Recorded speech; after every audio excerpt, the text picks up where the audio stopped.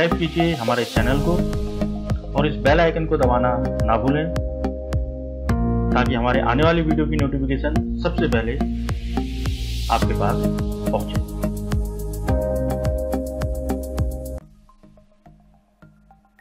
Hello बच्चों, अपने पिछले वीडियो में हमने लेखन कला और शहरी जीवन जो अध्याय सेकेंड है हमारी इतिहास किताब का, इसके बारे में पढ़ा था। हमने जानकारी प्राप्त की थी कि मेसोपोटामिया का अर्थ क्या होता है और ये जो मेसोपोटामिया की सभ्यता जो पनपी थी, किन किन नदियों के बीच में पनपी थी, यहाँ का जो भौगोलिक जो इतिहास जो मेसोपोटामिया का भूगोल है उसके बारे में भी हमने बात करी थी। और इसके बाद हमने जो अगला टॉपिक पढ़ा था शहरीकरण का महत्व को भी हमने कवर किया था। और लास्ट में जो शहरों में जो माल की आवाजाही थी, यानी कि जल परिवहन और सड़क परिवहन के बारे में भी हमने जानकारी प्राप्त की थी कि सड़क परिवहन की अपेक्षा जल परिवहन ज्यादा अच्छा क्यों था उस समय। तो मैं समझता हूं कि जो बात हमने अपने पिछले वीडियो में करी थी वो आप लोग समझ गए होंगे। तो आज हम अपना जो इससे आगे का टॉपिक है उसको स्टार्ट करते हैं। आगे आज हमने इसमें बात करनी है लेखन कला के बारे में, क्योंकि जो लिखने की कला थी सबसे पहले ये जो शुरुआत हुई थी मेसोपोटामिया की सभ्यता में ही इस लेखन कला की शुरुआत हुई थी। तो इसके बारे में हम आज जानकारी प्राप्त करेंगे और इस पर चर्चा करेंगे। काफ़ी महत्वपूर्ण है, आप लोगों की परीक्षा में अक्सर पूछा जाता है इसके बारे में और बहुत ईजी भी है। आसानी से आप लोगों को ये जो टॉपिक है ये समझ में आ जाएगा। तो देर ना करते हुए हम शुरू करते हैं लेखन कला का विकास। सबसे पहले मैं आपको जो आपकी किताब है इसमें देखिए, यहाँ पर एक चित्र भी आपकी स्क्रीन पर आ रहा होगा। आप इसमें देख रहे होंगे कि ये एक मिट्टी का एक ब्लॉक टाइप का बना रखा है। इसके ऊपर कुछ जो चिन्ह हैं उनको अंकित किया गया है। तो यही जो है मेसोपोटामिया में इसी तरीके से लेखन कला की शुरुआत हुई, क्योंकि उस समय कागज का आविष्कार नहीं हुआ था, कागज का आविष्कार इसके बाद हुआ। तो ये लोग लिखने के लिए मिट्टी का यूज करते थे, मिट्टी का प्रयोग लिखने के लिए ये करते थे। तो अब हम इसके बारे में बात करेंगे कि जो आपको ये जो चिन्ह दिखाई दिए हैं यहाँ पे, इसके बारे में हम बात करेंगे कि चिन्ह आखिर कैसे लिखे जाते थे और ये होते क्या थे। ये जो चिन्ह है, तो आपको बता दें कि मेसोपोटामिया की जो लिपि थी इसको हम कीलाकार लिपि कहते थे। उस समय जो ये लिपि जो लिखावट करते थे इस लिपि का नाम था कीलाकार लिपि। अब इसको कीलाकार क्यों कहते थे? क्योंकि उस समय कागज का तो अभाव था, क्योंकि कागज का आविष्कार हुआ नहीं था, इसलिए ये लोग मिट्टी के ऊपर इसको लिखते थे। तो ये लोग उस समय ये मिट्टी चिकनी मिट्टी लेते थे। चिकनी मिट्टी के ब्लॉक बनाने के बाद उसके ऊपर एक सरकंडे की तिल्ली, सरकंडे की जो तिल्ली होती है, सरकंडे की जो लकड़ी होती है, उसके आगे का भाग नुकीला करके उस गीली मिट्टी के ऊपर ये लोग चिन्ह बनाते थे। चिन्ह जब बन गए तो चिन्ह बनाने के बाद ये जो मिट्टी की पट्टिका थी इसको धूप पर ये लोग सुखा लेते थे। इस तरीके से इनकी जो लिखावट थी वो सूखने के बाद मजबूत हो जाने के बाद उपयोग में ये लोग लेकर आते थे। तो आप अभी समझ ही गए होंगे कि मेसोपोटामिया की जो लिपि है उसका नाम है कीलाकार लिपि। ये मिट्टी के चिकनी मिट्टी के ऊपर, गीली मिट्टी के ऊपर सरकंडे की जो नोक है, पतली नोक, उससे इसकी ये चित्र बनाते थे, लिपि के जो चित्र बनाते थे। और जो यहाँ की लिपि थी वो चित्रात्मक लिपि थी, चित्रात्मक लिपि, और उसका नाम था कीलाकार लिपि। और ये मिट्टी की चिकनी मिट्टी के ऊपर, गीली मिट्टी के ऊपर ये लोग ये लिपि लिखा करते थे। तो इसको पढ़ लेते हैं, इस टॉपिक को आप समझ ही गए होंगे। यही चीज जो मैंने आपको बताया है यहाँ पर लिखा है। अब ये लोग लेखन कला का जो इन्होंने विकास किया, ये लोग लिखते क्यों थे, इसका क्या कारण था कि इन्होंने लिखना स्टार्ट किया? तो अपने व्यापार को बढ़ाने के लिए इन्होंने लिपि का विकास किया, लेखन कला का विकास किया। तो यहाँ पर कुछ सामने देखिए, कुछ चिन्ह दिखे हैं आपको। इस तरीके के अगर जो चिन्ह थे वो चिन्ह इंगित करता था बैल को, पशु जो बैल होता है, एक ये चिन्ह है। इसके बारे में अभी कुछ बता नहीं पाए इतिहासकार। अगला जो हम चिन्ह देखते हैं, देखिए 3 बालियां अनाज की दिख रही हैं और नीचे ये जो है ये मछली को इंगित कर रहा है, और नावों को देखो कैसे इंगित कर रही है, ये नावों को इंगित कर रही है, और ऊपर संख्या 1 2 3 4 5 ये नाव दिखा रखा है, और नीचे इसके ऊपर संख्या यानी संख्याओं को इंगित कर रहा है। तो ये कुछ उनके चित्र थे, और ये कीलाकार जो लिपि के थे अक्षर थे। तो पढ़ते हैं इसके बारे में कि हमारी जो कक्षा 11 की किताब है उसमें इस लिपि को लेकर क्या क्या लिखा गया है। तो सभी समाज के पास अपनी एक भाषा होती है जिसमें उच्चरित ध्वनियां अपना अर्थ प्रकट करती हैं। इसे मौखिक या शाब्दिक भाव व्यक्ति कहते हैं। यानी कि अभी मैं आपसे बात कर रहा हूं तो जो हम आपस में भाव व्यक्ति कर रहे हैं, जो बातें कर रहे हैं, उसको हम कहेंगे मौखिक, और जो हम अपनी कॉपियों में लिखकर बात करते हैं उसको हम लिखित कहते हैं। तो लिखित मौखिक भाव व्यक्ति से उतना अलग नहीं है जितना हम अक्सर समझ बैठते हैं। तो जब लेखन या लिपि के बारे में बात की जाती है तो उसका अर्थ उच्चरित ध्वनियां जो दृश्य या संकेतों या चिन्हों के रूप में प्रस्तुत की जाती है। अब मेसोपोटामिया में जो पहली पट्टिका पाई गई वो लगभग 3200 ईसा पूर्व की है। उनमें चित्र जैसे चिन्ह और संख्याएं दी गई है। ये जो दिखाए गए हैं आपको इस तरीके से कुछ चित्र हैं और संख्याएं दी गई हैं। वहां बैलों, मछलियों और रोटियों आदि की लगभग 5000 सूचियां मिली हैं। वो जो पट्टिकाएं मिली हैं मिट्टी की, उनमें इनकी करीब 5000 सूचियां अभी तक मिली हैं, जो वहां के दक्षिण शहर उरूप के मंदिरों में आने वाली और वहां से बाहर जाने वाली चीजों की होंगी। क्योंकि उरूप जो उस समय था व्यापार के लिए प्रसिद्ध इनका शहर था, एक राज्य था। स्पष्टतः लेखन कार्य तभी शुरू हुआ होगा जब समाज को अपने लेन देन का स्थायी हिसाब रखने की जरूरत पड़ी होगी। बहुत इंपॉर्टेंट है कि मेसोपोटामिया की सभ्यता में लेखन कला का विकास क्यों हुआ। तो हम लिख सकते हैं कि मेसोपोटामिया की सभ्यता में समाज को व्यापार या लेन देन का स्थायी हिसाब रखने की जरूरत पड़ी, जिसके लिए वहां लेखन कला का विकास हुआ। तो ये चीज आप लिख सकते हैं, क्योंकि शहरी जीवन में लेन देन अलग अलग समय पर होते थे, उन्हें करने वाला कई लोग होते थे और सौदा भी कई प्रकार के माल के बारे में होता था। आगे बढ़ते हैं। तो कैसे ये अपनी भाषा लिखते थे, पहले इसको पढ़ लेते हैं। एक चिकनी मिट्टी की पट्टिका जो दोनों ओर कीलाक्षरों में लिखी हुई है, यह एक गणितीय अभ्यास है। पट्टिका के अग्रभाग में सबसे ऊपर एक त्रिभुज है और उसके आर पार कुछ रेखाएं अंकित हैं। आप देखेंगे कि अक्षर मिट्टी में दबाकर अंकित किए गए हैं। इस वाली पट्टिका की बात करें, देखिए ऊपर एक त्रिभुज है, ये त्रिभुज, ये उल्टा त्रिभुज है, ये देखिए त्रिभुज बना हुआ है, और बाद में जो पट्टिकाएं हैं, पट्टिका में जो चित्र बने हैं उनको मिट्टी में दबाकर अंकित किया गया है। तो पढ़ लेते हैं इसके बारे में। मेसोपोटामिया के लोग मिट्टी की पट्टिकाओं पर लिखा करते थे। बहुत इंपॉर्टेंट है कीलाकार लिपि के बारे में। मेसोपोटामिया के लोग मिट्टी की पट्टिकाओं में लिखा करते थे। लिपिक चिकनी मिट्टी को गीला करता था। लिपिक जो है चिकनी मिट्टी को गीला करता था, फिर उसको गूंथ कर और थाप कर एक ऐसे आकार की पट्टी का रूप दे देता था जिससे वो आसानी से अपने हाथ में पकड़ सके। ये आप देख रहे होंगे चित्र में पट्टिका का चित्र। वह सावधानी पूर्वक उसकी सतहों को चिकना बना लेता था। फिर सरकंडे की तिल्ली की, मैंने बता दिया पहले, तीखी नोक से वह उसकी नम चिकनी सतह पर कीलाकार चिन्ह बना देता था। जब ये पट्टिकाएं धूप में सूख जाती थी तो पक्की हो जाती थी और वो मिट्टी के बर्तनों जैसी ही मजबूत हो जाती थी। जब उन पर लिखा हुआ कोई हिसाब, जैसे धातु के टुकड़े सौंपने का हिसाब, असंगत या गैर जरूरी हो जाता तो उस पट्टिका को फेंक दिया जाता था। यानी कि इन्होंने व्यापार करा, व्यापार में उन्होंने कुछ हिसाब रखा, वो हिसाब उनका पूरा हो गया तो इस पट्टिका का जिसमें उन्होंने लिखा था उसका कोई काम नहीं रह जाएगा, तो वो लोग उसको फेंक देते थे। ऐसी पट्टी एक बार सूख जाती थी तो उस पर कोई नया चिन्ह या अक्षर नहीं लिखा जा सकता था। यानी कि एक पट्टिका एक बार का हिसाब ही रख सकती थी, क्योंकि बाद में जब वो सूख जाएगी तो उसके ऊपर ये कीलाकार लिपि से जो चित्रात्मक लिपि है, चित्र बनाना मुश्किल हो जाता था। इस प्रकार प्रत्येक सौदे के लिए, चाहे वो कितना भी छोटा क्यों ना हो, एक अलग पट्टिका की जरूरत पड़ती थी। यानी कि हर बार अलग पट्टिका की जरूरत पड़ती थी।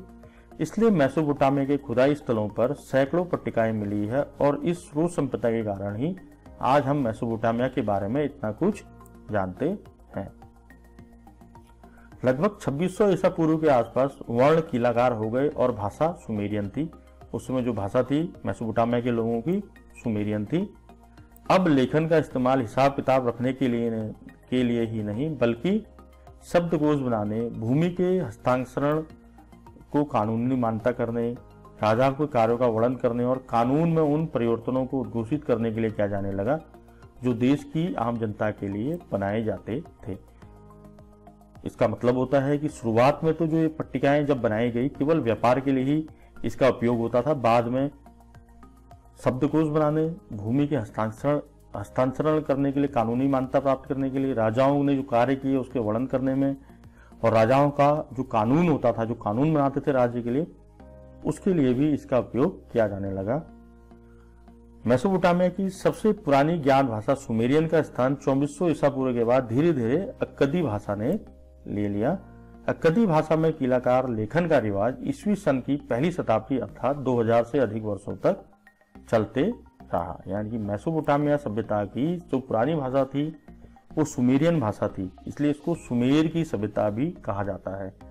दो नाम है, मेसोपोटामिया की सभ्यता या सुमेर की सभ्यता या सुमेरियन सभ्यता। सुमेरियन के बाद जो भाषा हो गई थी वो अक्कदी हो गई थी। तो ये था मेसोपोटामिया की लिपि। एक नंबर का कभी आपके पास प्रश्न आ जाएगा कि मेसोपोटामिया की लिपि कैसी थी, तो मेसोपोटामिया की लिपि चित्रात्मक लिपि थी। मेसोपोटामिया की लिपि का नाम क्या था, तो मेसोपोटामिया की लिपि का नाम कीलाकार लिपि था। एक 2 नंबर का क्वेश्चन, 2 नंबर का जो आपका प्रश्न है वो बनेगा कि मेसोपोटामिया के लोग कीलाकार लिपि को किस प्रकार लिखा करते थे। तो उसमें आप लिख देंगे कि मिट्टी के जो पट्टिकाएं हैं उसको गूंथ कर उसको जब गीली होंगी उस पर चित्र बना के उसको धूप में सुखा लेते थे। या चौथा नंबर जो इसका आ जाएगी, मेसोपोटामिया में जो लिपि थी, जो कीलाकार लिपि थी, वहां के लोग शुरुआत में इसका उपयोग किस तरीके के लिए और किन कार्यों के लिए करते थे। तो शुरुआत में इनका जो उपयोग होता था वो व्यापार के लिए मेसोपोटामिया के लोग इनका उपयोग करते थे।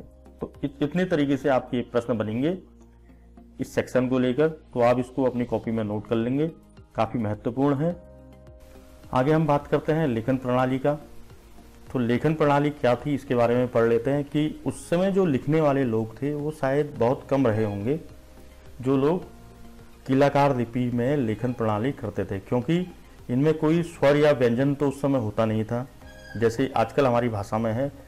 तो उस समय के जो लेखक थे, जिन लोगों को इस लिपि का ज्ञान था वो कम ही लोग रहे होंगे और उनको इसके लिए लिपि को बहुत सारे चिन्ह सीखने पड़ते होंगे। तो उसके बारे में पढ़ लेते हैं। जिन ध्वनियों के लिए कीलाक्षर या कीलाकार चिन्ह का प्रयोग किया जाता है उस पर अकेला स्वर या व्यंजन नहीं होता था। इस प्रकार मेसोपोटामिया के लिपि को सैकड़ों चिन्ह सीखने पड़ते थे और उसे गीली पट्टी पर उसके सूखने से पहले लिखना होता था। लेखन कार्य के लिए बहुत बड़ी कुशलता की आवश्यकता होती थी, इसलिए लिखने का काम अत्यंत महत्वपूर्ण माना जाता था। इस प्रकार किसी भाषा विशेष की ध्वनियों को एक दृश्य रूप में प्रस्तुत करना एक महान बौद्धिक उपलब्धि माना जाता था। यानी उस समय के जो लिपिक होंगे, जो इन भाषाओं को लिखते होंगे, उनका काम काफी महत्वपूर्ण था और इनकी इस उपलब्धि को एक महान बौद्धिक उपलब्धि उस समय माना जाता था। अब साक्षरता की बात करते हैं हम, मेसोपोटामिया की साक्षरता की बात। तो उस समय मेसोपोटामिया में बहुत कम लोग पढ़ लिख सकते थे। न केवल प्रतीकों या चिन्हों की संख्या सैकड़ों में थी, यानी कि जब कीलाकार लिपि लिखी जाती थी तो एक प्रतीक के लिए और उनके जो चिन्हों की संख्या सैकड़ों में थी, जिस कारण सभी के लिए संभव नहीं था। कुछ ही लोग इस भाषा का उपयोग या प्रयोग लिखने में कर पाते थे, इसलिए वहां साक्षरता की कमी थी। ये जो शब्द थे ये कहीं अधिक पेचीदा थे। अगर राजा स्वयं पढ़ सकता था तो वह यह चाहता कि उसके प्रशस्तिपूर्ण अभिलेखों में उन तथ्यों का उल्लेख अवश्य किया जाए। तो जो अधिकतर लिखावट बोलने के तरीके को दर्शाती थी वो किस प्रकार थी, यहाँ पर एक दिया है, आप इसको पढ़ लेते हैं। एक अधिकारी द्वारा राजा को लिखा गया पत्र उसे पढ़कर सुनाया जाता है, जिसमें लिखा है, मेरे अमुक, यानी कि अमुक अधिकारी राजा को कह रहा है, मेरे अमुक मालिक को उनका अमुक सेवक निवेदन करता है, मुझे सौंपे गए काम को मैंने पूरा कर दिया है। उस समय इस तरीके से जो राजा को पत्र था लिखा जाता था। तो साक्षरता की बात अगर हम मेसोपोटामिया में करेंगे तो आप लिखेंगे कि मेसोपोटामिया में जो साक्षरता थी वो बहुत कम लोग, मेसोपोटामिया की साक्षरता बहुत कम थी, यानी कि ज्यादा लोग वहां पढ़ लिख नहीं सकते थे। इसका एक कारण था जो उसकी कीलाकार लिपि है उसमें प्रतीकों और चिन्हों की जो संख्या थी वो सैकड़ों में थी, जिस कारण से सभी लोगों की बस की बात ये नहीं रही होगी। एक कहानी यहाँ पर आपको एक राजा एनमरकर की दे रखी है किताब में इतिहासकारों ने कि लेखन का प्रयोग की जो शुरुआत हुई वो किस तरीके से हुई, तो उसको भी हम पढ़ लेते हैं। इसके बाद हम ये टॉपिक आज का जो वीडियो है इसको खत्म करेंगे और अगली वीडियो में हम पढ़ेंगे दक्षिण मेसोपोटामिया में शहरीकरण, मंदिर और राजा। तो जल्दी से हम इसको भी पढ़ लेते हैं कि लेखन कला का जो प्रयोग हुआ वो कैसे हुआ और किस तरीके से इसकी शुरुआत हुई। तो एनमरकर वहां का एक राजा था, उसके बारे में लिखे गए एक सुमेरियन महाकाव्यों में इसके बारे में स्पष्ट किया गया है। ये उरूक नगर, जो मेसोपोटामिया का एक उरूक नगर था, वहां का एक प्राचीन शासक था एनमरकर। मेसोपोटामिया की परंपरागत कथाओं के अनुसार उरूक एक अत्यंत सुंदर शहर था जिसे अक्सर केवल शहर कहकर ही पुकारा जाता था। तो किस तरीके से शुरुआत हुई देखिए, सुमेर के व्यापार की पहली घटना को एनमरकर के साथ जोड़ा जाता है। यानी कि सुमेर, मेसोपोटामिया को कहते हैं सुमेरियन सभ्यता, सुमेर वहां की भाषा थी। उस महाकाव्य में कहा गया है कि उन दिनों व्यापार क्या होता था यह कोई नहीं जानता था। उन दिनों व्यापार क्या होता था यह कोई नहीं जानता था। एनमरकर अपने शहर के एक सुंदर मंदिर को सजाने के लिए लाजवर्द और अन्य बहुमूल्य रत्न तथा धातुएं मंगाना चाहता था, जो मेसोपोटामिया में नहीं थी। तो एनमरकर ने अपने दूत को किसी दूसरी जगह एक मंदिर को सजाने के लिए लाजवर्द जो मणि है और बहुमूल्य रत्न है और धातुओं को मंगाना चाहता था। इस काम के लिए उसने अपने एक दूत अरट्टा को सुदूर देश के एक शासक के पास भेजा। दूत ने राजा के आदेश का पालन किया। रात में वो चांद तारों की रोशनी और उसे सूचित दिशा के अनुसार दिन में सूरज के बताए मार्ग के अनुसार आगे बढ़ता गया। वो रास्ते में आने वाले ऊंचे ऊंचे पहाड़ों को लागने के लिए ऊपर चढ़ता और उतरता रहा। जब वह एक पहाड़ पर था तो पहाड़ की टहलती पर रहने वाले सूसा नगर के लोग उसे छोटे चूहे की तरह नमस्कार किया। यानी कि जब वो एक नगर के समीप आया जिस नगर का नाम था सूसा, और उस समय जो अरट्टा था वो पहाड़ पर खड़ा था, तो जो सूसा नगर के लोग थे वो उनको छोटे दिखे क्योंकि काफी दूरी पर था। तो उसको जो नगर के लोग थे छोटे चूहे के समान दिखे, और लोगों ने जब उनको ऊपर से देखा, पहाड़ में अरट्टा को देखा, तो नगर से ही उसको नमस्कार किया। उसके बाद उसने 5 पर्वतमालाएं, 6 पर्वतमालाएं और फिर 7 पर्वतमालाएं पार की। किसने की? अरट्टा ने। दूत अरट्टा मुखिया से लाजवर्द और चांदी नहीं ला पाया। मतलब जहां ये लाजवर्द चांदी लेने गया था वहां उनसे चांदी और लाजवर्द नहीं ला पाया, और बारंबार लंबी यात्राओं के उपरांत उसे खाली हाथ ही लौटना पड़ा था। इसके बावजूद भी अरट्टा के मुखिया से चांदी प्राप्त करने के लिए उसको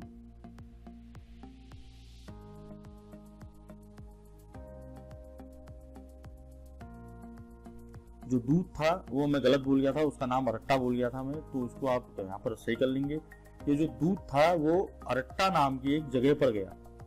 तो जो उसका दूत था, जो अरट्टा का मुखिया था, वहां से वो लाजवर्द और चांदी नहीं ला पाया था, और बार बार लंबी यात्राओं के बाद भी उसे जो दूत था उसको अरट्टा शहर से बार बार वापस लौटना पड़ा था। इसके बावजूद भी वो अरट्टा के मुखिया, जो अरट्टा देश था, जो नगर था, वहां के मुखिया से चांदी प्राप्त